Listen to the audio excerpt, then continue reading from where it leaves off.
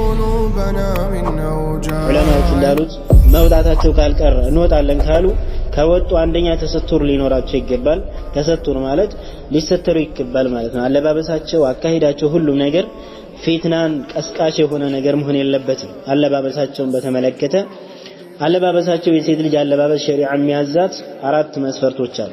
ሴት ልጅ ማለት ነው የምትለብሳቸው ልብሶች 4 መስፈርቶችን ካላሟሉ መስፈርቱ ያልጠበቀ የሆነ አለባበስ ይባላል። አንደኛ ሰውነቷን ሙሉ በሙሉ የሚሸፍን የሆነ ልብስ መሆን አለበት። ቆራጣ ጎማዳ የሆነ ልብስ መሆን የለበትም። ሰውነቷን እንዳለ የሚሸፍን ልብስ መሆን አለበት። አንደኛ የምትለብሰው ልብስ ማለት ነው በማንኛውም ጊዜ ቢሆን ባረከላሁ ፊኩም። ሁለተኛው ደግሞ ሰፊ መሆን አለበት። አንደኛ ሙሉ ሰውነቷን የሚሸፍን፣ ሁለተኛ ሰፊ ማለት ያላጣበቀ ማለት ነው። ጥብቅብቅ ያለ የሆነ ልብስ መሆን የለበትም። ህፃን ልጅ ወር አበባ አየች ማለት ባሊግ ደርሳለች። በቃ ሁሉም ነገር በሷ ላይ ግዴታ ሆኗልና ስለዚህ ቆይ አንቺ 15 ዓመት እስከሚሞላሽ እያሉ ማቆየት አያስፈልግም። ይሄ ወደ እሳት እየገፋፋናት የባሰ እሷን ወንጀል ውስጥ እያስገባናት ነው። ግዴታዋን አለመወጣት ይሆናል። ስለዚህ ሐይድ ካየች ካወቃችሁ ግዴታ ማለት ነው እንድትጾም ማድረግ ይጠበቅባቸዋል። ولا مبتلا إلا عافيت ያስፈጥሩ ከሆኑ የተለያዩ ነገራቶች መጠንቀቅ አለብን ማለት ነው። በተለይ ከሴቶች ጋር ተያይዞ የሚያነሱት ነገር አለ ዑለማዎች።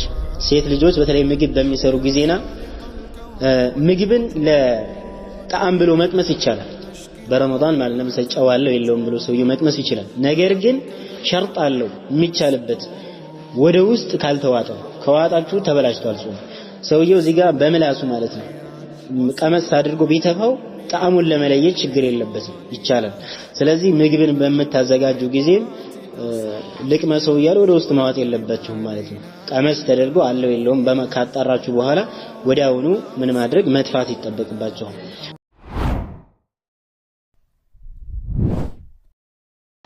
الحمد لله رب العالمين والصلاة والسلام على مبعوث رحمة للعالمين وعلى آله وصحبه أجمعين. أما بعد، يقول الله عز وجل: يا أيها الذين آمنوا كتب عليكم الصيام كما كتب على الذين من قبلكم لعلكم تتقون أياما معدودات إلى آخر الآية. يقول النبي عليه الصلاة والسلام: إذا جاء رمضان فتحت أبواب الجنة وغلقت أبواب النيران وسلسلت الشياطين. وفي رواية: من صام رمضان إيمانا واحتسابا غفر له ما تقدم من ذنبه. يقول الله عز وجل في سورة الأحزاب: ومن يقنت منكن لله ورسوله وتعمل صالحا نؤتيها أجرها مرتين وأعتدنا لها رزقا كريما. إن شاء الله بالله فقاد رمضان يتقرب ስለሆነ ስለ ረመዳን አንዳንድ አህካሞችን በአላህ ፍቃድ እንመለከታለን። ሴት ልጆችን ብቻ የሚመለከት የሸሪዓችን ብዙ ነገራቶችን ነው ያስቀመጠው ኢንሻአላህ። ስለዚህ ረመዳንን መጀመሪያ ደረጃ ፈዳኢሉን መመልከት ያስፈልጋል። የረመዳን ደረጃ ማለት ነው። ለረመዳን ፈዳኢል ከሲራ በጣም በርካታ የሆኑ ፈዳኢሎች አሉት። ከዛ መካከል ነብያችን አለይሂ ሰላቱ ወሰላም በሐዲሳቸው እንዳሉት ረመዳን ማለት አታኩም ሸህሩን ሙባረክ ፈረደ አላሁ ዐለይኩም ሲያመሁ። ረመዳን ወር ነው መጣላችሁ፣ አላህ በእናንተ ላይ ግዴታ አድርጓል ይህንን ወር መጾም። ይህ ወር ማለት ሸርጦች የተሟሉበት ከሆነ በአንድ ሰው ላይ ሙስሊም ከሆነ አገር ኗሪ ከሆነ አቂል ወይም ደግሞ ጤናማ ከሆነ ጤና ካለው ማለት የታወረ የሆነ አእምሮ ከሌለው ያላበደ ከሆነ ማለት ነው። ከذلك አቅመ አዳም የደረሰ ወይም አቅመ ሔዋን የደረሰች ከሆነች በእነሱ ላይ መጾሙ ግዴታ ነው። በእነሱ ላይ መጾም ግዴታ ነው። ያለ መጾም ደግሞ ትልቅ የሆነ ወንጀል ይሆናል። ኢዘን አላሁ ስብሓነሁ ወተዓላ በቁርአን ያ አዩሃ الذين آمنوا كتب عليكم الصيام በእናንተ ላይ ጾም ተጽፏል بمعنى ግድ ሆኗል ማለት كتب بمعنى فرض عليكم በእናንተ ላይ ግድ ሆኗል كما كتب على الذين من قبلكم ከናንተ በፊት ወደ ነበሩ ህዝቦች ወደ ነበሩ ሰዎች ግዴታ እንደተደረገው ሁላ ወደ እናንተም ግዴታ ሆኗል ይላል። ስለዚህ ህክሙ ወይም በይኑ ምንድነው? ረመዳን ካልን መጾም ግዴታ ነው በእኛ ላይ ማለት ነው። ካልጾምን ወንጀለኛ እንሆናለን። ሸሪዓ ያስቀመጣቸው የሆኑ ዑዝሮች ይኖራሉ ሴት ልጆችን በተመለከተ በአላህ ፍቃድ መጨረሻ ላይ ያወሳቸዋለሁ ስለዚህ መጾሙ በእኛ ላይ ግዴታ ነው ኩቲበ አለይኩም الصيام كما كتب على الذين من قبلكم لعلكم تتقون الله عز وجل ትፈሩ ዘንድ ይከጀላልና ጾም የሚባለው እንግዲህ ያደነጋገጉ ዋንኛው መንስኤ لتقوى الله عز وجل الله سبحانه وتعالى እንድንፈራ ነው لعلكم تتقون ከዚህ ከጾም የአላህን ተቅዋ ካላገኘን ወይም ደግሞ የአላህን ፍርሃቻ ካላገኘንበት በቀጥታ ተጠቅመናል ማለት አይቻልም አላህን ልትፈሩ ዘንድ لعلكم تتقون ጋያው ደግሞ ወይም ደግሞ ዋንኛው ሐሳብ ዋንኛው ግብ የጾም መደንገግ አላህን عز وجل እንድንፈራ ነው ማለት ነው لعلكم تتقون እነዚህ ደግሞ የረመዳን ቀናቶች ማለት 30 ቀን ወይ 29 ነው ውስን ቀናቶች ናቸው አያም ማዕዱዳት የሚቆጠሩ የተወሰኑ ውስን ቀናቶች ናቸው ይላል አላህ Subhanahu Wa Ta'ala ከእናንተ መካከል እሱን ያገኘው የሆነ ሰው እሱ ላይ የተጣደ ማለት የደረሰ ማለት ነው ይጹም መጾም አለበት ይላል አላህ Subhanahu Wa Ta'ala እና ረመዳን በተመለከተ شهر رمضان الذي أنزل فيه القرآن هدى للناس وبينات من الهدى والفرقان يا الله يتقسل يا رمضان ور ማለት ቁርአን የወረደበት ወር ነው شهر رمضان الذي أنزل فيه القرآن ቁርአን የወረደበት ወር ነው ይላል አላህ Subhanahu Wa Ta'ala ይህ ቁርአን ለሰዎች መመሪያና የሚጓዙበት የሆነ ቁርአን ብርሃን የሆነ የሚጓዙበት የሆነ ቁርአን የወረደበት ወር ነው አላህ Subhanahu Wa Ta'ala ከለውሐል መሕፉዝ በአንድ ላይ ማለት ነው ጅምለተ ዋሂዳ ወደ ሰባተኛው ሰማይ ዱንያ ላይ ወደ የሚገኝ ቤት አለ ወደዛ ላይ በአንድ ጊዜ ነው ያወረደው ቁርአንን ወከዛሊክ ይህ ደግሞ ወደ ነብያችን አለይሂ ሰላቱ ወሰለም ይህ ቁርአን እንዳስፈላጊነቱ ነው የወረደው እንዳስፈላጊነቱ በ24 አመት እንዲወርድ ተደርጓል ስለዚህ የረመዳን ወር ማለት የቁርአን ወር ነው ቁርአን የወረደበት የሆነ ወር ነው ከዚህም በተጨማሪ የረመዳን ወር ማለት በውስጡ التي خير من ألف شهر الله عز وجل بالقرآن እንዳለው إنا أنزلناه في ليلة القدر وما أدراك ما ليلة القدر ليلة القدر خير من ألف شهر كأن شهور يمتبلت يهونج عند ليلة አለች በዛች ሌሊት ለአላህ ተብሎ የተሰራ መልካም ዒባዳ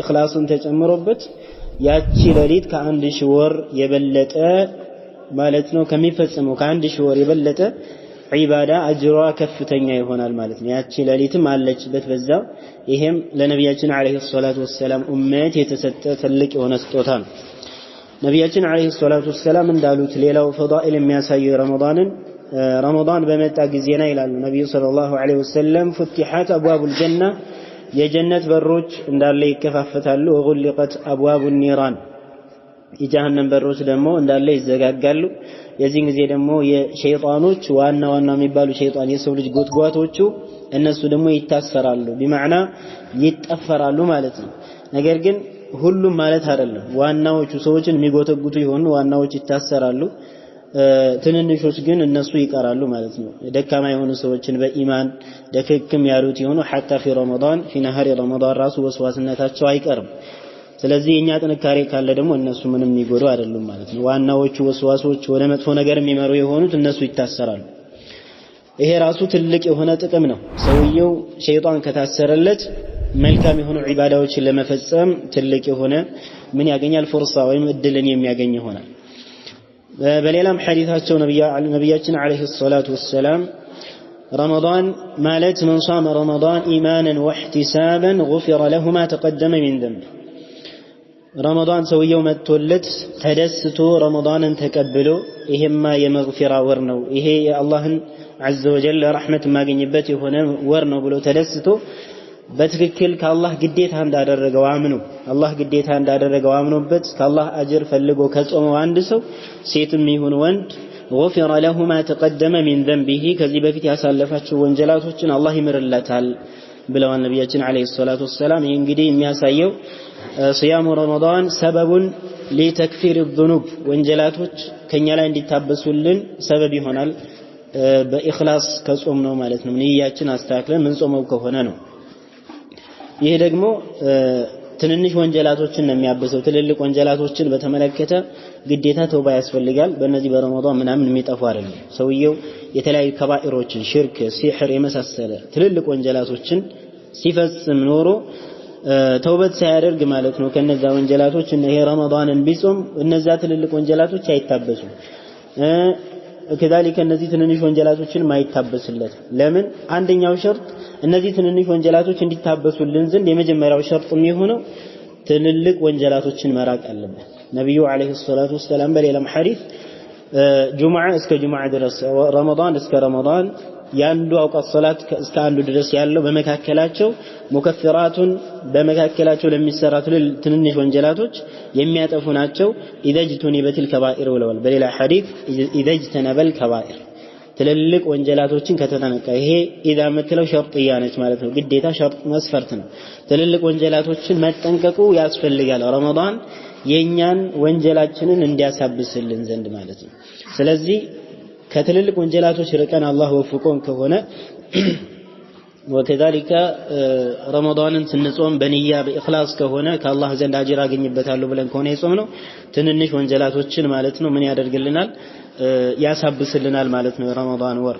وكذلك رمضان ور በሌላም ሐዲስ ላይ ነብዩ አለይሂ ሰላቱ ሰላም እንዳሉት ወሊላሂ ለአላህ Subhanahu Wa Ta'ala ዑተቃ አለች። ዑተቃ ማለት ነፃ የሚያወጣቸው ከእሳት በሁሉም ሌሊት ላይ በረመዳን ከእሳት ነፃ የሚያወጣቸው የሆኑ ሰዎች አሉ ብለው ተናግረዋል ነብያችን አለይሂ ሰላቱ ሰላም። وكذلك የረመዳንን ፈዳኢል በተመለከተ በጣም በርካታ የሆነ ነው። አላሁ ዐዘ ወጀል ግዴታ ያደረገው ነው የረመዳንን ወር መጾም። ነብዩ አለይሂ ሰላቱ ሰላም እንዳሉት ቡኒየል ኢስላሙ ዐላ ኸምሲን ሸሃደቱ አላ ኢላሃ ኢላላህ ወአነ ሙሐመደን ረሱሉላህ ወኢቃሙ ሰላህ ወኢታኡ ዘካ ወሰውሙ ረመዳን። አራተኛው መስፈርት ወይም ከእስልምና ከሚገነቡባቸው ነገራቶች መካከል አራተኛው የረመዳንን ወር መጾም ነው። የረመዳንን ወር መጾም ነው። ስለዚህ ይሄ ራሱ ትልቅነቱን ያሳያል፣ ደረጃውን ያሳያል። ከሌሎች ወር ለየት አድርጎ አላሁ Subhanahu Wa Ta'ala እሱን እንድንጾም ግዴታ አድርጓል ማለት ነው። ፈዳኢሉን በአላህ ፍቃድ የፈዳኢሉን ብዙ ነው ያለው ብዙ እንመልከት ምን ሰዓት ስለማይበቃን በአላህ ፍቃድ ፈዳኢሉን በዚሁ እናሳጥርና ሴቶችን በተመለከተ ዑለማዎቻችን በኩቱቦቻቸው ላይ ያስቀመጡትን አንዳንድ መሳኢሎችን እንመልከት። በተለይ ፊናሃሪ ረመዳን በረመዳን ላይ የሚሰሩ ትልልቅ የሆኑ ጥፋቶች ይኖራሉ። ወከذلك ሴት ልጅን ብቻ የሚመለከት የሆነ አህካም ከጾም ጋር ተያይዞ ማለት ነው ይኖራል ከወንድ ልጅ ውጪ በሆነ መልኩ። ከዛ መካከል የመጀመሪያው እንግዲህ ለጾም ማለት ነው አዳብ ስነ ስርዓት አለው። ለጾም አዳብ ስነ ስርዓት ይኖራል። በጾም ውስጥ የሚጠሉ የሆኑ ነገራቶች አሉ። ሐታ በጾም ብቻ አይደለም ከጾም ውጪ ባለው የሚጠሉ ነገራቶች አሉ። ነብዩ አለይሂ ሰላቱ ወሰለም እንዳሉት መን ለም يدع قول الزور والعمل به والجهل فليس لله حاجة في أن يدع طعامه وشرابه ለአላህ Subhanahu Wa Ta'ala ምንም የሆነ ሐጃ የለውም ይላሉ። ምን ካላደረገ አንድ ሰው በጾም ላይ ጾም በሚጾም ጊዜና من لم يدع قول الزور የውሸትን ምስክርነት የማይተው ከሆነ ወሬ የሚያመላልስ ከሆነ ከዚህ ሰውን የሚያማ ከሆነ من لم يدع قول الزور والعمل به بسم يسرا كهونه والجهل የቂሎችን የሆነ ተግባር ቂልነትን የማይተው ከሆነ የሞኞችን የጃሂሎችን ተግባር የሚሰራ ከሆነ አንድ ሙስሊም የሆነ ሰው فليس لله حاجة في أن يدع طعامه وشرابه ለአላህ Subhanahu Wa Ta'ala ምንም የሆነ ሐጃ የለውም ምን በማድረጉ ምግብንና መጠጥን በመተው ብቻ። አንድ ሰው ምግብና መጠጥን ብቻ ትቶ ሌላ የሆኑ ጾምን የሚያበላሹ ነገራቶችን ቢተገብር ምንም ጥቅም የለውም ማለት ነው። አላህ ከኛ የሚፈልገው አላህን ዋናው ተቅዋ ነው፣ አላህን መፍራት ነው። ስለዚህ በዚህ በጾም ላይ ነገር ከዚህ ከማመላለስ ወከذلك ሰው ከማማት የመሳሰለ መጥፎ ነገራቶች ራሳችንን ማቀብ ይጠበቅብናል።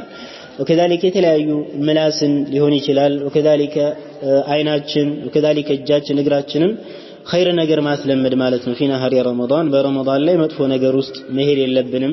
ሐያ ሊኖረን ይገባል ማለት ነው። ሐያ ማለት አይናፋርነት ያፈርን ልንሆን ይገባል። ትልቁ ደግሞ ሐያ ማለት ከሐያዎች ሁሉ አልሐያኡ ሚነላሂ ዐዘ ወጀል ከአላህ ዘንድ የሚመጣ የሆነ ሐያ ነው። እሱ ደግሞ አላህ የከለከለብህ ቦታ ላይ አንተ ላትገኝ ማለት ነው። አላ የራከ አላሁ ፊማ ነሃከ አላሁ ዐዘ ወጀል የከለከለብህ ቦታ ላይ አንተ ላትገኝ ነው። ስለዚህ ከመጥፎ ቦታ ልንርቅ በረመዳን ብቻ አይደለም በማንኛውም ጊዜ እነዚህ መጥፎ ነገራቶች ይጠላሉ። ደግሞ በረመዳን ላይ ጾመን እየዋልን ተርበን እየዋልን እነዚህ ነገራቶች ከተከሰቱ የረመዳናችንን ወይም ደግሞ የጾሙን አጅር ይቀንሳሉ ዑለማዎች እንዳሉት ማለት ነው። ስለዚህ ከነዚህ መሰልና ሌሎች መጥፎ ነገራቶች ራሳችንን ማቀብ ይጠበቅብናል። በዚህ በረመዳን ብዙ የሆነ ኃላፊነት አለባቸው ሴቶች ቤታቸው ላይ በመኻደም ወከዛሊከ ልጆቻቸው ሊሆን ይችላል ቤቶቻቸውን በመጠበቅ ሊሆን ይችላል። ነብያችን አለይሂ ሰላቱ ወሰለም እንዳሉት ወልመርአቱ ራዕየቱን ፊ በይቲ ዘውጂሃ ወመስኡለቱን ዐን ረዕየቲሃ ብለዋል። አንድ ሴት ልጅ በቤቷ ላይ ተጠያቂ ነች፣ በልጆቿ ትጠየቃለች፣ በቤቷ ላይ ትጠየቃለች፣ ተጠያቂና ጠባቂ ነችም ብለዋል። በዛ በምትጠብቀው ነገር ደግሞ ትጠየቃለች ነገ አላህ ፊት። ኢዘን ነገ አላህ ፊት ቁመን የምንተሐሳስብበት የሆነ ነገር ነው። ይሄንን መልካም ካደረግን ቤተሰቦቻችንን ማለት ነው ሐቃቸውን ከጠበቅን የባል ሊሆን ይችላል የልጆች ሊሆን ይችላል እሱን ካደረግን ነገ አላህ ፊት ትልቅ የሆነ ምንዳን የምናገኝበት የሆነ ስለሆነ ማለት ነው ጥንቃቄ መደረግ አለበት። የቤት ሐቅ ማለት ነው በደንብ ሊጠበቅ ይገባል። ቤት ላይ ሴት ልጅ ማለት የቤት ምን ጠባቂ ነች ማለት ነው። ወልመርአቱ ራዕየቱን ፊ በይቲ ዘውጂሃ በባሏ ቤት ውስጥ ጠባቂ ነች ነው ያሉት ነብያችን አለይሂ ሰላቱ ወሰለም። ወከዛሊከ በልጆቿ ላይም ደግሞ ተጠያቂ ነች። ልጆቿን በምን ሁኔታ እያሳደገች ነው ትጠየቅበታለች ማለት ነው። ነገ አላህ ፊት የምንጠየቅበት ነገር ስለሆነ ከዚህ ልጆቻችን አስተዳደግም ሊሆን ይችላል። በተርቢያ ጉዳይ መቀጣት ያለበትን ማስዓደብ አደብ ማስያዝ ያለብን ከሆነ ባሁኑ አደብ ማስያዝ ያስፈልጋል። ነገ አላህ ፊት የምንጠየቅበት ነገር ስለሆነ ከባድ ነው ሐቂቃ። ስለዚህ ካሁኑ ኃላፊነታችሁን ልታውቁ ይገባል ማለት ነው። ትልቅ የሆነ ኃላፊነት አለ በረመዳንም ይሁን ከረመዳን ውጪ ባለው ነገር ላይ። ወከዛሊክ በረመዳን ውስጥ ማለት ነው በተለይ ወደ መስጂድ በሚመጡ ጊዜና ሴቶች ማለት ነው ሊጠብቋቸው የሚገቡ ነገራቶች አሉ። ነብያችን አለይሂ ሰላቱ ወሰለም በሐዲታቸው ላ ተምነዑ ብለዋል ኢማ አላህ መሳጂድ አላህ ወቡዩቱሁነ ኸይሩን ለሁን። ሴቶችን በተመለከተ ወደ መስጂድ እንሄዳለን ብለው ከተነሱ አትከልክሏቸው አሉ ነብዩ ሰለላሁ ዐለይሂ ወሰለም። ነገር ግን ለነሱ ቤታቸው ለነሱ በላጭ ነው ብለዋል። ለነሱ ቤታቸው በላጭ ነው፣ ቤት ቢሰግዱ ለነሱ በላጭ ነው። ለምንድነው? ብዙ የሆነ ነገር ከፊትና አንፃር ከዛሊከ ከተበሩጅነት አንፃርም ሊኖር ስለሚችል በዚህ ከመገላለጥ አንፃር ሊኖር ስለሚችል ያንን ወስደው ደግሞ ሌላ የሆነ ማዕሲያ ውስጥ ወንጀል ውስጥ ከሚገቡ ይልቅ ምንድነው የሚያስፈልገው ቤታቸው ለነሱ የተሻለ ነው ብለዋል ነብዩ አለይሂ ሰላቱ ሰላም። አንድ ሴት መስጂድ ሄዳ ከምትሰግድ ቤት ሆና ብትሰግድ ነው ለሷ የሚሻለው። ነገር ግን መስጂድ ሄዳለሁ ካለች አትከለከልም እንዳትከለክሉ ብለዋል ነብዩ አለይሂ ሰላቱ ሰላም። በተለይ በዚህ በረመዳን ወር መስጂድ ሄዶ ጀማዓም ይሁን ወከዛሊከ በተራዊህም ሰላትም ቢሆን በምን ሄድ ጊዜ በጣም ጥንቃቄ መደረግ ያለበት ነገር አለ። በተለይ በተራዊህ ሰላት ላይ ማታን የሚከደው ወከዛሊከ ብዙ ነገር አለ። ስለዚህ አንደኛ በሚወጡ ጊዜ ሴቶች ዑለማዎች እንዳሉት መውጣታቸው ካልቀረ እንወጣለን ካሉ ከወጡ አንደኛ ተሰቱር ሊኖራቸው ይገባል። ተሰቱር ማለት ሊሰተሩ ይገባል ማለት ነው። አለባበሳቸው አካሂዳቸው ሁሉም ነገር ፊትናን ቀስቃሽ የሆነ ነገር መሆን የለበትም። አለባበሳቸውን በተመለከተ አለባበሳቸው የሴት ልጅ አለባበስ ሸሪዓ የሚያዛት 4 መስፈርቶች አሉ። ሴት ልጅ ማለት ነው የምትለብሳቸው ልብሶች 4 መስፈርቶችን ካላሟሉ መስፈርቱ ያልጠበቀ የሆነ አለባበስ ይባላል። አንደኛ ሰውነቷን ሙሉ በሙሉ የሚሸፍን የሆነ ልብስ መሆን አለበት። ቆራጣ ጎማዳ የሆነ ልብስ መሆን የለበትም። ሰውነቷን እንዳለ የሚሸፍን ልብስ መሆን አለበት። አንደኛ የምትለብሰው ልብስ ማለት ነው በማንኛውም ጊዜ ቢሆን ባረከላሁ ፊኩም። ሁለተኛው ደግሞ ሰፊ መሆን አለበት። አንደኛ ሙሉ ሰውነቷን የሚሸፍን፣ ሁለተኛ ሰፊ ማለት ያላጣበቀ ማለት ነው። ጥብቅብቅ ያለ የሆነ ልብስ መሆን የለበትም። ጥብቅብቅ ያለ የሆነ ልብስ መሆን የለበትም። ስለዚህ ሰፋ ያለ ሰውነቷን የማያሳይ የሰውነት ቅርጿን የማያሳይ ሰፋ ያለ የሆነ ልብስ መሆን አለበት የምትለብሰው ልብስ ማለት ነው። የተጠባበቀ ልብስ ለብሶ ሰውየው ሶላትን ቢሰግድ እንኳን ሴቶች አይደለም ሐታ ለወንዶች ራሱ ከልክለዋል ዑለማዎች ማለት ነው። የተጠባበቀ የሆነ ልብስ ሰውነቱን የሚያሳይ ውጥጥር አድርጎ ከሆነ አይፈቀድም ብለው ተናግረዋል። በተለይ በሴት ልጅ ደግሞ ሲሆን መከልከሉ ሚንባቢ አውላ ነው፣ ለመጀመሪያ ይሆናል ማለት ነው። ስለዚህ የምትለብሰው ልብስ ሁለተኛ ላይ ምን መሆን አለበት? ሰፊ ሊሆን ይገባል። ሰፊ መሆን አለበት። ሶስተኛ ላይ ወፍራም መሆን አለበት። ወፍራም ማለት ስስ መሆን የለበትም። አንዳንድ ልብስ የሆነ እንደዚህ ከሩቁ ሲመለከቱት ወለል አድርጎ ሰውነት አካሏን የሚያሳይ ሊኖር ይችላል። እንደዚህ አይነት ልብስ አለ። እንደዚህ አይነት ልብስ አይፈቀድም። ልብስ የምናደርገው ለምንድነው? ለተሰቱርነት ነው፣ ወይም ደግሞ ራሳችን ለመሸፈን እስከሆነ ድረስ ራሳችን ከአጅነቢ ከሆነ ሰው ለመሸፈን እስከሆነ ድረስ ምን ያስፈልጋል? ወፍራም የሆነ ልብስ ማለት ነው። ራሳችን የሚሸፍን መሆን አለበት። ወፍራም ማለት ነው። ቀጭን ወለል አድርጎ ሰውነትን የሚያሳይ መሆን የለበትም። ስለዚህ ልብስን በምትገዙ ጊዜና በደንብ ታይቶ መሆን አለበት የሚገዛው። ሌላኛው ደግሞ የሚያስቀምጡት መስፈርት አላ ተተሸበሃ ቢልኩፋር ወይም ደግሞ ቢልሪጃል በወንዶች መመሳሰል የለበትም። የምትለብሰው ልብስ ኻስ ወንዶች ብቻ የሚለብሱት ልብስ ከሆነ ለሴት ልጅ አይፈቀድላትም ያን ልብስ መልበስ። ስለዚህ ወንዶች ጋር መመሳሰል አይፈቀድም። ሴትም በወንድ መመሳሰል አይፈቀድለትም። ሴትም በወንዶች መመሳሰል አይፈቀድም። ነብዩ አለይሂ ሰላቱ ሰላም ስለረግመዋል በዚህ ላይ ሐታ ትልቅ ወንጀል ነው ማለት ነው። ሚነል ከባኢር የሚመደብ ነው። ሌላኛው ደግሞ ዚና ወይም ደግሞ ጌጣጌጦች የአይንን የሰውን አይን የሚስብ ልብስ መሆን የለበትም። የሚለብሱት ልብስ ጌጣጌጥ የበዛበት መሆን የለበትም። ጌጣጌጥ የበዛበት የሰውን አይን የሚስብ መሆን አይነት ልብስን ለብሳ ሴትየዋ ከወጣች ነብዩ አለይሂ ሰላቱ ሰላም እንዳሉት አንድ ሴት ማለት ነው ወደ ውጭ ስትወጣ ሽቶ ተቀባብታ ሙተበርጅ ሆና ተገላልጣ የምትወጣ ከሆነ አናሃ ዛኒያ ብለው ዝሙተኛ ነች ብለዋል ነብዩ ሰለላሁ ዐለይሂ ወሰለም። ለምን? ቀጥታ ማለት ነው ወደ ዋናው ወደ ሆነ ተግባራዊ ወደ ሆነው ዝሙት ቀጥታ እየተጣራች ስለሆነች ማለት ነው። ይሄ ትልቅ የሆነ ወንጀል ነው ሐቂቃ። እንደዚህ አይነት ተግባራቶችን መተግበር ሰዎች ማለት ነው በሷ በተፈተኑ ቁጥር በተለይ በዚህ በረመዳን ወር ረመዳን የኸይር ወር ነው። ኸይር የምናበዛበት ወደ አላህ የምንቃረብበት ወር እንጂ የማዕሲያ ወር አይደለም። ስለዚህ የተወጣጠረ ልብስ አድርጎ ወደ መስጂድ ከመሄድ ራሳችን እንቆጠብ። ሰው በተፈተነ ቁጥር በዛ ማለት ነው። ሰዎች በተፈተነ ቁጥር ለምሳሌ አንድ ሴት ከዚህ ተነስታ መስጂድ ድረስ ከምትሄድ ድረስ በሷ ማለት ነው 5 ሰው ወይም 6 ሰው ቢፈተኑ ሌላ የሆነ አስተሳሰብ ውስጥ ቢገቡ ለሷ ማለት ነው በእነሱ ወንጀል ልክ ለነሱ ሳይቀነስ ለሷ ይሰጣል። ስለዚህ ነገ ደግሞ አኺራ ላይ እሳት አለ። ኃይለኛ የሆነ የአላህ እሳት ያዘጋጃት አቃጣሊ የሆነች እሳት ስላለች ከሱም ራሳችንን መጠበቅ ይጠበቅብናል ማለት ነው። ነብያችን አለይሂ ሰላቱ ሰላም ለይለቱል ኢስራ ወልሚዕራጅ በወጡበት ጊዜና ሴቶችን አብዛኛው ጀሃነም ውስጥ ሴቶች ሆነው አይቻለሁ ብለዋል። ይሄ በራሳችን ላይ ልንፈራ የሚያደርገን ነገር ነው። ስለዚህ ራሳችንን ከእሳት ማዳን አለብን ማለት ነው። ከዚህ ሁሉ ነገር አንደኛው ፊትና የሚባል ነገር በአጠቃላይ መዝጋት ያስፈልጋል። እንደዚህ አይነት ነገር አስተሳሰብ ካለን ከራሳችን ላይ ማውጣት ይጠበቅብናል ማለት ነው። ስለዚህ ወደ መስጂድ በመንሄድ ጊዜ በማንኛውም በረመዳንም ይሁን ከረመዳን ውጪ ባለው ጊዜ አለባበሳችን የተስተካከለ ሸሪዓውን ያማከለ መሆን አለበት። ሸሪዓችን የጣሰ መሆን አይጠበቅበትም ማለት ነው። በጣም ጥንቃቄ ልናደርግ ይገባል በዚህ ላይ። ሌላው በተራዊህ ጊዜ ማለት ነው። ተራዊህ በሚሰገድ ሰዓት ተራዊህ እንግዲህ ወቡዩቱሁነ ኸይሩን ለሁን ያልነውን የቅድሙን ሐዲስ ማስተዋል ያስፈልጋል። ቤታቸው ለነሱ በላጭ ነው ብለዋል ነብዩ ሰለላሁ ዐለይሂ ወሰለም። ይሄ ትልቅ የሆነ ቃዒዳ ነው፣ ትልቅ የሆነ መሰረት መርህ ነው።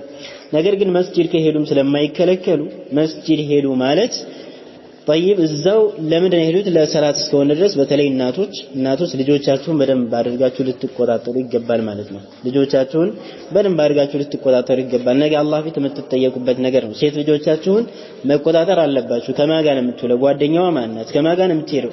በደንብ ካልተቆጣጠርን የልጅ ልጅ እንፈልጋለን ወከዛሊከ ጥሩ የሆኑ ልጆችን ለማውጣት እንፈልጋለን። ነገር ግን ተግባሩ ባዶ ከሆነ ይሄ ምንም ጥቅም የለውም። ሐቂቃ ልጆች ማለት ራሳችን እንደ ኮተኮትናቸው ናቸው። በደንብ አድርገን በዲን ላይ ተርቢያ ካደረግናቸው ጥሩ የሆኑ የሚያስመሰግኑ አላህ ዘንድ ተወዳጅነትን የሚያስገኙ የሆኑ ልጆች ሊሆኑ ይችላሉ። ካልሆነ ግን እኛ ችልጅተኝነት ከሆነ ወይም ደዩስ እንዳሉት ነብዩ አለይሂ ሰላቱ ሰላም በልጆች ላይ ዝም ብሎ ችላ ካለን ልጆቻችንም ተበላሽተው ነው የሚቀሩት። ስለዚህ እናቶች በዚህ ላይ ትልቅ ስራ ይጠበቅባችኋል። ትልቅ የሆነ ኃላፊነት ነው። ሲጀመር ግዴታችሁ ነው በእናንተ ላይ ማለት ነው። እኔ አልተገበርም የምትሉ ከሆነ ልጄን አልቆጣጠርም እንደፈለገች ትሁን በሷ ሙድ ላይ አልገባም ምናምን የምትሉ ከሆነ ነገ አላህ ፊት ማለት ነው ብቻችሁን ቆማችሁ ስትጠየቁ ይቺ ልጅ ምንም አትጠቅማችሁ።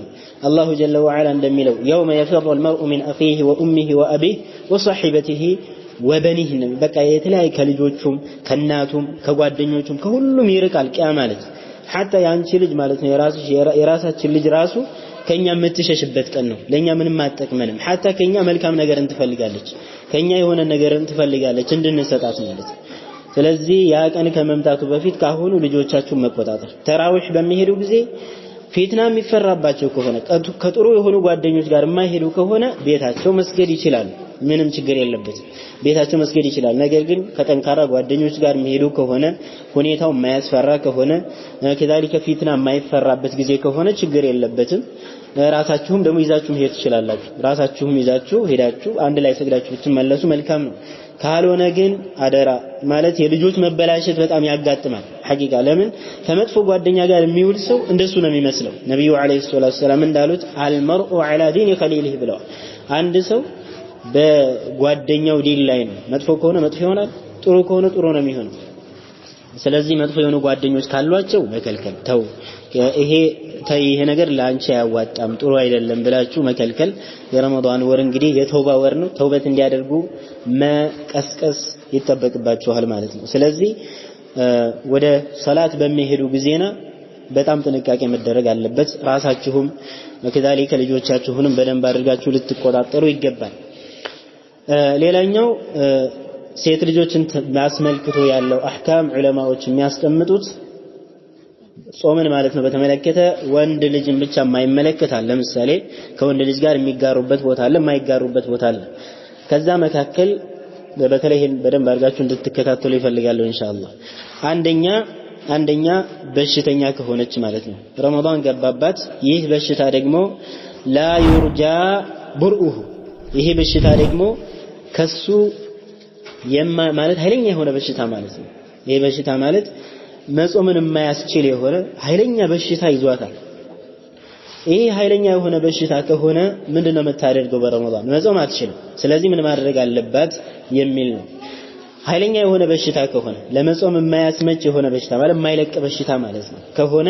ምንድነው የምታደርገው ከፋራ ብቻ ነው የምታወጣው ጾም የለባትም ከፋራ ማለት ፊዲያ ማለት ነው በየቀን ቀኑ አንዳንድ ሚስኪን ታበላለች በሽታው ልብ በሉ በሽታው ምን አይነት በሽታ ነው ኃይለኛ የሆነ በሽታ ማለት ነው ከጾመች በቃ ምንም ማይለቃት የሆነ ኃይለኛ የሆነ በሽታ ከሆነ በየቀን ቀኑ አንዳንድ ሚስኪን ብቻ ነው የምታበላው ፊዲያ ማለት ነው ብቻ ነው እንጂ መጾም አይተበቅባትም ላ ይከልፉ الله نفسا الا وسعها አላሁ ጀለ ወዐላ እንግዲህ በጾም በተመለከተ በእናንተ ላይ ማክበድን አይፈልግም በእናንተ ላይ ማግራትን ነው የሚፈልገው ብሏል ዲናችን ገር ነው ስለዚህ ኃይለኛ የሆነ በሽታ ያለባት ከሆነች ምን ታደርጋለች አንዳንድ የሆነ ሚስኪንን ታበላለች ማለት ነው በቀን ኒስፉ ሷዕ ይላሉ ኒስፉ ሷዕ ማለት በቃ በደንብ እስከሚጠግብ ድረስ አንዳንድ ሚስኪን ቁርሱ ሊሆን ይችላል ምሳው ሊሆን ይችላል ወይ እራቱ አንዳንድ ሚስኪንን ማብላት ማለት ነው ይሄ ምን ከሆነች ነው በሽታው ኃይለኛ ከሆነ ነገር ግን በሽታው የሚለቅ በሽታ ከሆነ ቀለል ያለ በሽታ ከሆነ ታፈጥርና ያፈጠረችበትን ቀን ቀዷ ታወጣለች ለምሳሌ 5 ቀን አሟት ከሆነ 5 ቀን አሞ ተሻላት ከዛም በኋላ ያንን 5 ቀን ምን ታደርጋለች ረመዳን ሲያልቅ በሌላ ጊዜ 5 ቀን ቀዷ ታወጣለች ማለት ነው عليها قضاء فقط ያ ምን ከሆነ በሽታው የሚለቅ ደህና ቀለል ያለ በሽታ ከሆነ የማይለቅ በሽታ ከሆነ ደግሞ ዘውታሪ የሆነ በሽታ ከሆነ ከፋራ ብቻ ነው ያለባት ማለት ነው አንደኛው በሽታ ወይም ደግሞ የታመመ ሰውን በተመለከተ ከሴቶች ጋር ያለው አህካም ይህ ነው ማለት ነው ሌላኛው ደግሞ ሸይኻ ወይም ደግሞ ባልቴት ማለት ነው በጣም ያረጀች ምንም ይሁን ማትችል ከሆነ ወንድም የሆነ ሴት አህካሙ ተመሳሳይ ነው የማትችል ከሆነ ማለት ነው በጣም ያረጀች ከሆነች ባልቴት ከሆነች ከፋራ ብቻ ነው በሷ ላይ ያለው ቀዷ የለባትም ከፋራ ማለት ፊዲያ ማለት ነው ሚስኪን ነው የምታበላው ሚስኪን ታበላለች በየቀን ቀኑ አንዳንድ ሚስኪን ታበላለች ማለት ነው እንደ ቅድሙ ተመሳሳይ ነው ሁክማቸው ነገር ግን እዚህ ጋር በጣም የሚያስቸግራት ከሆነ ደረጃ ከሆነ ሽምግልናው በጣም ማለት እርጅነቱ በጣም ከፍተኛ ደረጃ ደርሶ ለመጾም የማያስመች ደረጃ የደረሰች ከሆነች በየቀን ቀን አንዳንድ ሚስኪን ታበላለች ማለት ነው በረመዳን በየቀን ቀን አንዳንድ ሚስኪን ታበላለች ምን ከሆነች ያረጀች ባልቴትነት ደረጃ የደረሰች ከሆነች ማለት ነው ሌላው ደግሞ ሐይድ ላይ ያለች ሐይድ ማለት ወር አበባ ላይ ያለች ማለት ነው ረመዳን እንግዲህ ከሚያፈርሱ ረመዳንን ከሚያበላሹ ከሆኑ ነገራቶች መካከል ጾምን አንደኛው ሐይድ ነው ሐይድ የወር አበባ ማለት ነው የወር አበባ ከመጣባት አንዲት እንስት መጾም አይፈቀድም በሷ ላይ حرام ነው ከጾመች ትልቅ ሆነ ወንጀልን ፈጽማለች ማለት ነው አላሁ ጀለ ወዐላ የከለከለው መልእክተኛው አለይሂ ሰላቱ ሰላም የከለከሉት ነገር ነው ነብዩ አለይሂ ሰላቱ ወሰለም በሐዲታቸው አለይሰት ኢዛ ሐረት ለም ቱሰሊ ወለም ተሱም ብለዋል። እሷ እኮ ሴት ልጅ ሐይድን ወይም የወር አበባ በምታይ ጊዜና አትጾምም አትሰግድም አይደል እንዴ ብለዋል ነብዩ ሰለላሁ ዐለይሂ ወሰለም። ስለዚህ እናታችን አይሻ ረዲየላሁ ዐንሃ ተናግራለች። ይሄ በነብዩ አለይሂ ሰላቱ ወሰለም ማለት ወር አበባ በነብዩ አለይሂ ሰላቱ ወሰለም ጊዜ እኛን ያጋጥመን ነበር። ስለዚህ ጾምን እሱን ከጨረስን በኋላ ጾምን ቀዷ እንድናወጣ እንታዘዝ ነበር። ሶላትን ግን አንታዘዝም። ሰላትን አላህ ይቅር ብሎላችኋል ማለት ነው ከናንተ ግን ጾምን የጾማችሁትን ደግሞ ቆጥራችሁ ማለት ነው ያፈጠራችሁበትን ቀን ሐይድ የታየበት ቀን ጀምሮ ለምሳሌ ቀን ላይ ማለት ነው ከመጣ ጾሙ ተበላሽቷል። ከዚህ ከዛሬ አንድ ተብሎ ይጀመርና እስከሚጠራበት ጊዜ ያለው ድረስ ቀን ተቆጥሮ ከዛም በኋላ ቀዷ ማለት ነው ረመዳኑ ሲያልቅ ይወጣል ማለት ነው። ይሄን ሐይድ ላይ ማለት ነው ሐይድ ላይ ያለችንስ መጾም አይፈቀድላትም ሲጀመር። እኔ በኋላ ቀዷ ማውጣት ይሰለቸኛል ወይም ይከብደኛል ብለን ሐታ ራሱ ብንጾም ወንጀል ነው። የአላህን Subhanahu Wa Ta'ala አዋሚር አለመቀበል ነው። ስለዚህ ይሄ አመፀኝነት ባህሪ ደረጃ ሊያደርስን ስለሚችል ጥንቃቄ መደረግ አለበት። ስለዚህ ሐይድ ላይ ያለችንስ ታፈጥራለች። ከዚያም በኋላ መጨረሻ ላይ ምን ታደርጋለች ማለት ነው ቀዷ ታወጣለች ነው። አንዳንድ ዑለማዎቻችን የሚጠቅሱት ነገር استعمال الدواء للحيض የሚሉት ነገር አለ። ይሄ ነገር በጣም ከበድ ያለ ነው ሐቂቃ ሴቶች ቢተውት ይመረጣል ብለዋል ዑለማዎች። ሐይድን ረመዳን ከመግባቱ በፊት ሐይድ እንዳይመጣባቸው የሚያደርግ መድኃኒት ነገር አለ። እሱን መጠቀም ዑለማዎች ይቻላል ብለዋል። ነገር ግን ሐይድን ያዛባል ሐይድን ወይም ደግሞ ወር አበባን ያዛባል ስላሉ ሴት ልጅ ደግሞ የወር አበባዋ ከተዛባ በጤናዋ ላይም ትልቅ የሆነ ጉዳት ያመጣባታል።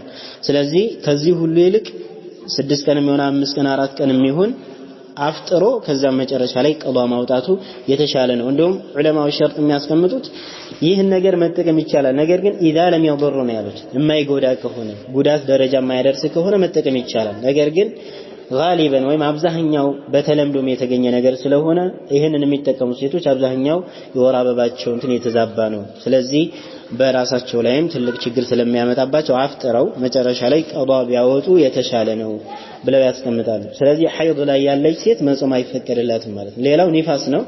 ኒፋስ ላይ ያለች ሴት ኒፋስ ማለት የወሊድ ደም ምታይ እንስት ካለች እሱ አይፈቀድላትም ማለት ነው። እስከሚጠራ ድረስ ልትጠብቅ ይገባል። ከዛ ከጠራች በኋላ ያፈጠረችበትን ቀን ጾማ ከዛ መጨረሻ ላይ ቀዷ ታወጣለች። እነዚህ ሐይድና ኒፋስ ማለት ነው ቀዷ ብቻ ነው ያለባቸው። ያንን የጾሙ ያፈጠሩበትን ቀን መጾም ብቻ እንጂ ከፋራ የለባቸውም። ወይም ደግሞ የሆነ የሚሰጡት ነገር የለም ለዛ ማለት ነው ከፋራ የለባቸው። ያ ያፈጠሩበትን ቀን ብቻ ቆጥረው ይጾማሉ። 5 ቀንም ይሁን 4 ቀን 3 ቀንም ይሁን ያፈጠሩበትን ቀን ቆጥረው በደንብ ማለት ነው ተከታትለው ያ ፊዲያ ወይም ማለት ቀዷ ያወጣሉ ማለት ነው። ሌላው ደግሞ ሐሚል የሆነች ሐሚል በተለይ ጽንስ ላይ ያለች ማለት ያረገዘች እንስት ከሆነች እርጉዝ ከሆነች ማለት ነው። ሐሚል ከሆነች ሁለት ሁክም አለ ወይም ሁለት የሆነ ብይን አለ በረመዳን ማለት ነው። በተለይ በጾም አንደኛው ኢዛ ኻፈት ዐላ ነፍሲሃ በነፍሷ ላይ በራሷ እኔ አሁን ይሄን ከጾምኩኝ እኔ ልጎዳ እችላለሁ ብላ ካሰበች አው ኻፈት ዐላ ነፍሲሃ ወጀኒኒሃ ወይም ደግሞ በነፍሷና በጽንሱ ላይ ከፈራች ሁለቱም አንድ ላይ ያያይዛል። ልብ በሉ ከነጣጠለች አይደለም። ወይም በራሷ ብቻ ከፈራች አንድ ወይም ደግሞ በራሷና በጽንሱ ሁለቱንም አንድ ላይ ያያይዛ ከፈራች ምንድነው ያለባት? عليها قضاء فقط በሷ ቀዷ ብቻ ነው ያለባት። ያንን ያፈጠረችበትን ቀን ትቆጥርና ቀዷ ታወጣለች ማለት ነው። ነገር ግን اذا خافت على جنينها የፈራችው ግን በምን ላይ ነው? በጽንሱ ላይ ከሆነ የፈራችው ወለም ተخف على نفسها በነፍሷ ላይ ካልፈራች ማለት ነው። በምን ላይ እኔን እኮ ላይጎዳኝ ይችላል እኔ ችግር የለበትም ነገር ግን ጽንሱ ሊጎዳ ይችላል ብላ ካፈጠረች عليها كفارة والقضاء معه كفارنا قضاء عند ላይ ነው የምታወጣው። ከፋራ አለባት በየቀን አንድ ሚስኪን ታበላለች። ወከዛሊከ ያንን ያፈጠረችበትን ቀንም ደግሞ ምን ታደርጋለች ማለት ነው? ቀዷ ታወጣለች።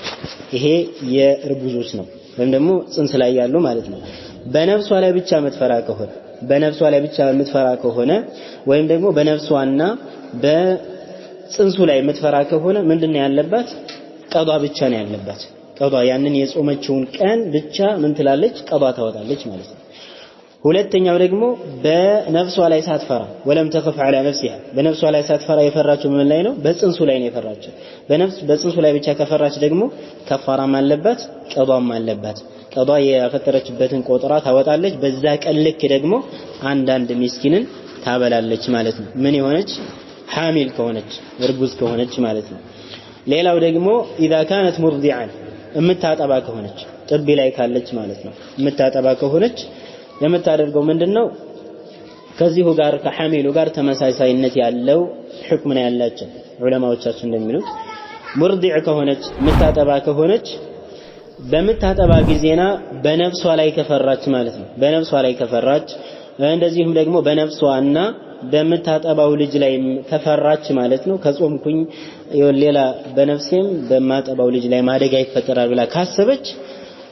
በሷ ላይ ምንድነው ያለው ቀዷ ብቻ ነው ያፈጠረችበትን ቀን ቆጥራ ቀዷ ታወጣለች ማለት ነው ረመዳን በሚያልቅ ጊዜና ቀዷ ታወጣለች ነገር ግን እቺ የምታጠባ የሆነች እንስት የፈራችው ወይም ደግሞ ያፈጠረችበት ምክንያት በልጁ ወይም ደግሞ በተወለደው በመታጠባው በሆነ ልጅ ምክንያት ከሆነ በነፍሷ ላይ ሳትፈራ በሱ ምክንያት ብቻ ከሆነ ያፈጠረችው عليها كفاره والقضاء معا ቀዷና ከፋራ አንድ ላይ ነው ማለት ነው የምታወጣው ያፈጠረችበትን ቀን ቆጥራ ይዛ ማለት ነው መቁጠር ማችል ከሆነ ማለት መደመር ነው በቃ ጊዜውን እየመዘገቡ መያዝ ነው ለምን ዒባዳ ነው ሰው ሂሳብ እንኳን እየመዘገበ ይዛል ይሄ ዒባዳ እስከሆነ ድረስ ሊረሳ አይገባም አንድ ቀን ራሱ ብትቀረን አላህ ፊት ያስጠይቀናል ስለዚህ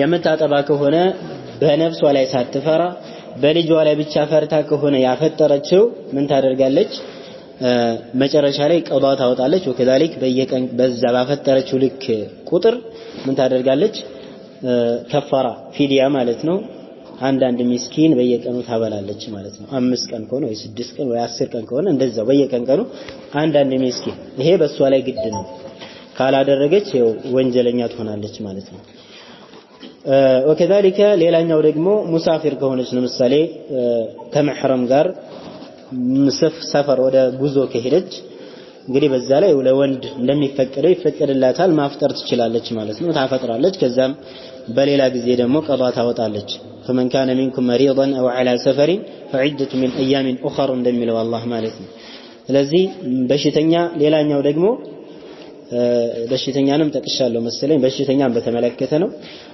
كذلك حائض ላይ ያለች كذلك ንፋስ ላይ ያለች كذلك መንገደኛ የሆነች እርጉዝ የሆነች ወይም ደግሞ በጽንስ ላይ ያለችና كذلك በማጥባት ላይ ያለችንስ ረመዳንን በተመለከተ አህካማቸው ይሄንን ይመስላል ዑለማዎች ያስቀመጡት ስለዚህ በተለይ ሐይድ ላይ ያሉ ከሆኑ እናቶች የልጆች ሁኔታ ስለምታውቁ وكذلك በደንብ አድርገው መከታተል ያስፈልጋል وكذلك ሸርጥ ደግሞ አለ ለምሳሌ ለጾም ሸርጥ አለ ለመጾም ሸርጥ አለ ከዛ መካከል አንደኛ ባሊግ መሆን ያስፈልጋል ብለው ባሊግ ማለት ወንድ ልጅ አቅመ አዳም እስከሚደርስ 15 አመት ሊሞላው ወይም ደግሞ የተለያዩ ወንድ ልጅ የሚለይባቸው ነገራቶች አሉ ሴት ልጅ ደግሞ የምትለይበት ምልክት አንደኛው ምንድነው ሐይድ ወይም ደግሞ ሐይድ ልታይ ማለት ሐይድ ነው ወራ አበባን ካየች አንድ ልጅ በስንተኛው ዓመት ይሁን በ9ም ይሁን በ10ም ይሁን ወራ አበባ ካየች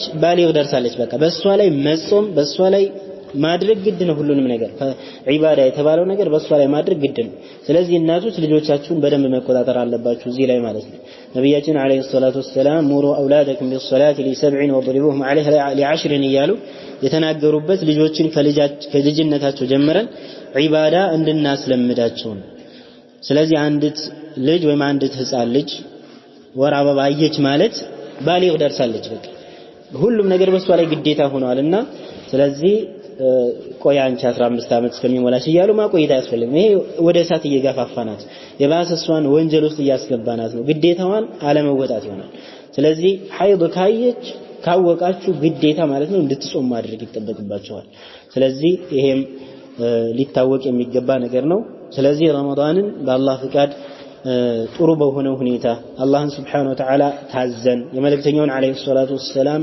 ሱና ተከትለን የሷሐቢያዎችን የሴት ሷሐቢያዎችን የነሱን ታሪክንም ተመረን አውቀን ማለት ነው በትክክል በእነሱ ጎዳና በእነሱ ፋና መሄድ ያስፈልጋል። ወከዛሊከ ጾማችንን ከሚያስፈጥሩ ከሆኑ የተለያዩ ነገራቶች መጠንቀቅ አለብን ማለት ነው። በተለይ ከሴቶች ጋር ተያይዞ የሚያነሱት ነገር አለ ዑለማዎች። ሴት ልጆች በተለይ ምግብ በሚሰሩ ጊዜና ምግብን ለጣዕም ብሎ መቅመስ ይቻላል በረመዳን ማለት ነው። ለምሳሌ ጨው አለው የለውም ብሎ ሰውየው መቅመስ ይችላል። ነገር ግን ሸርጥ አለው የሚቻልበት ወደ ውስጥ ካልተዋጠ። ከዋጣችሁ ተበላሽቷል ጾም። ሰውየው እዚህ ጋር በምላሱ ማለት ነው ቀመስ አድርጎ ቢተፋው ጣዕሙን ለመለየት ችግር የለበትም ይቻላል። ስለዚህ ምግብን በመታዘጋጁ ጊዜ ልቅመሰው እያለ ወደ ውስጥ ማዋጥ የለባችሁም ማለት ነው። ቀመስ ተደርጎ አለው የለውም ካጣራችሁ በኋላ ወዲያውኑ ምን ማድረግ መትፋት ይጠበቅባችኋል። መትፋት በተለይ ከሴቶች ጋር ተያይዝነት ያለው ስለሆነ ነው። ይሄም የተጠላ ነገር ስለሆነ ነገር ግን መቅመስ ይቻላል። ከወደ ውስጥ ከዋጥነው ግን ጾማችን ይበላሻል ማለት ነው። ከዛሊከ ጾምን ረመዳንን በተመለከተ ሐይድ ረመዳን ላይ በቀን ላይ ማለት ነው ሐይድ ወይም የነፋስ ደም ከመጣ መጾም አይፈቀድም። ንያችንን እዛው ነው ማቋረጥ ይጠበቅብናል ማለት ነው። طيب ስለዚህ አላህ Subhanahu Wa Ta'ala በሰማነው ተጠቃሚ አላህ ያደርገን። በተለይ ደግሞ እናቶች አደራ የምለው ነገር ልጆቻችሁን በተመለከተ በደንብ አድርጋችሁ እንትን አድርጉ። ትልቅ የሆነ ኃላፊነት ስላለባችሁ ነው። ነገ አላህ ፊት የምትጠየቁበት ነገር ነው። መልካም ነገር ካደረጋችሁ ነገ አላህ ፊት ትልቅ ነገር ታገኛላችሁ አላህን ከታዘዛችሁ። ወመን የቅኑት ሚንኩና ነብያችን አለይሂ ሰላቱ ሰላም እንዳሉት በሐዲታቸው ማለት ነው إذا صلت المرأة خمسها وصامت شهرها وأطاعت زوجها وحفظت فرجها قيل لها دخول الجنة من أي أبواب شئت ይላሉ ነብያችን አለይሂ ሰላቱ ሰላም። አንዲት ሴት ልጅ ባሏን ከታዘዘች ባሏን መታዘዝ በሷ ላይ ግድ ነው። ወከዛሊከ ብልቷን ከጠበቀች ከሐራም ነገር ወከዛሊከ ሰላቷን በትክክል የምትሰግድ ከሆነ ወከዛሊክ ወሯን ረመዳንን ማለት ነው በትክክል ከጾመች በሷ ላይ ያለውን የልጆቿን ሐቅ ከተወጣች በፈለግሽው የጀነት በር ግቢ ትባላለች ነገ አኺራ ላይ ይላሉ ነብያችን አለይሂ ሰላቱ ሰላም። ስለዚህ ጀነት ለወንድም ለሴትም ነው የተዘጋጀው። ለወንድም ለሴትም ብቻ ስለሆነ እናንተም ቢሆን በኸይር ነገር ላይ መሽቀዳደም ሰደቃ በማድረግ ቁርአን በመቅራት ዚክር በማድረግ ቤታችሁ ላይ ማለት ነው ቤታችሁን መቃብር አለማድረግ ነው። ወከዛሊከ ቤታችሁ ደግሞ ልጆቻችሁንም የሙዚቃ ወከዛሊከ የፊልም መቋደሻ አታድርጓቸው አደራችሁ። ሰው ሐፊዝ እንዲወጣለት ይፈልጋል፣ ሰው ዓሊም እንዲወጣለት ከቤቱ ይፈልጋል። ነገር ግን ልጆችን ባልሆነ አስተዳደግ እያሳደግን በመጥፎ ነገር እያሳደግናቸው መጥፎ ነገር እያሳየናቸው መጥፎ ነገር እየሰሙ ዝም ካልናቸው ያንን ይዘው ነው የሚያድጉት። በቃ የሙዚቀኛ የፊልመኛ የነዚህን ፍቅር ይዘው እንዲያድጉ በልቦናቸው የነሱን አስተሳሰብ እነሱን አራያ አድርገው እንዲከተሉ ሰበብ ይሆናል። ስለዚህ መጥፎ ነገር እያያችሁ ዝም አትበሉ። በረመዳን በተለይ ከልክሉ። ከረመዳን ውጭ ባለውም እንደዛው መቀጠል አለበት እላለሁ ኢንሻአላህ። አላህ ሁላችንም ተጠቃሚ ያድርገን። ወሰላሙ አለይኩም ወራህመቱላሂ